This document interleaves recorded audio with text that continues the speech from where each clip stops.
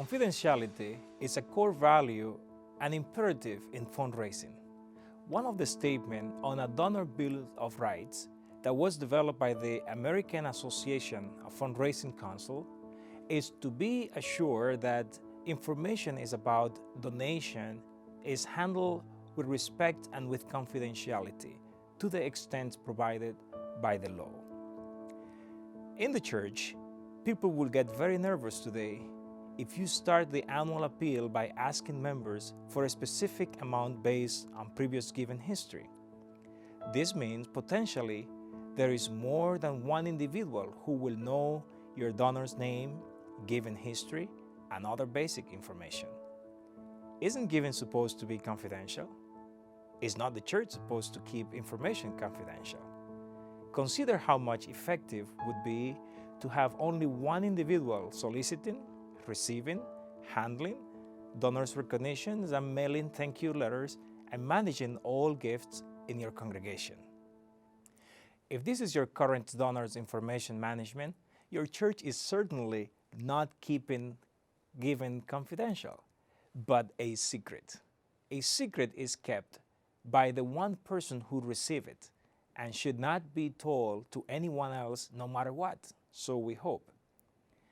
Something that is confidential is revealed to the people who need to know it when they need to know it, and not one else. For example, when I tell my doctor something is confidential, and the doctor can still get a consult. The doctor's final goal is to provide his patients with ultimate satisfaction and develop trust. So is in fundraising. You consult your core team in order to prepare the church fundraising strategy for the next annual appeal. You need to exercise a great deal of care as to how information is shared in your church. But high level of secrecy could potentially hamper fundraising and prevent your team from knowing the fundraising capacity of your church. Another potential challenge is that your church would not develop an adequate donors recognition program, and this can result in losing all major donors. Normally, donors don't receive much in exchange for what they give. A thank you letter generally is the response to donor. But is that all a donor should get? The answer is obviously no. A donor likes to feel accomplished, recognized, and that his contribution is helping the greater good. However, all of the above can be summarized into the one thing every donor, regardless of the amount donated or the cause, likes to experience: inwardly satisfaction. Confidential information about donors and non-donors, as well as confidential information of the church in oral forms or an electronic, magnetic, or print media are protected in order to foster a trusting relationship between the constituent and the institution.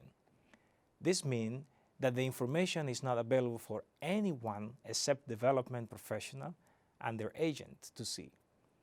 As a general rule, donors' names and gift information could be shared with the fundraising board chair, development chair, or other individual directly involved with the organization fundraising program management.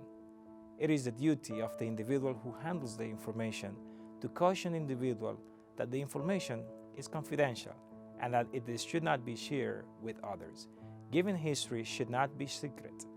They should be confidential. And that means you need to ask, what is the most appropriate use of this information? In conclusion, remember that keeping all your donors' information controlled by one individual does not necessarily promote confidence in donors. All the professional fundraisers and pastors that I talk to agree that it is important to always get written permission from clients before publishing their stories. Find creative ways to shield personal details and identities for clients who could be hurt or embarrassed if their identity or personal detail were revealed. Be transparent about what you are doing. Your donors will continue to support your organization.